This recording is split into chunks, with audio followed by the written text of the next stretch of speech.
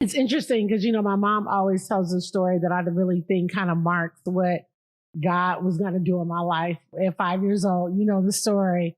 I was at a daycare that I attended at the time, and my parents, their store was downtown Detroit, and they were always late because they were entrepreneurs.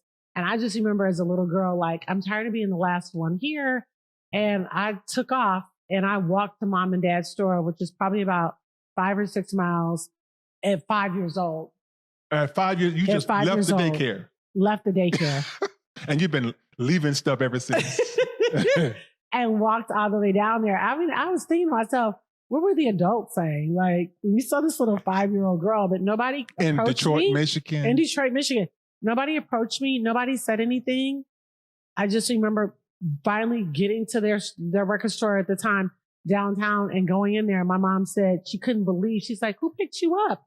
Did your father pick you up? And she thought my dad was playing a joke on her. And she realized I really had walked. And she said, next thing she knew, I was sleeping. Wow. That proves to me first that you're smart, that you're rambunctious, that you're dangerous, and also that the favor of God and the angels of protection have been encamped around you from the very beginning. Yeah, no, for sure. It was God's favor and protection all day. I don't think at 5, you're not thinking about inherent danger. I was just thinking, this is where I want to go, and I don't want to wait for them, and I'm going to take myself. So always been a risk taker. I've always been a risk taker.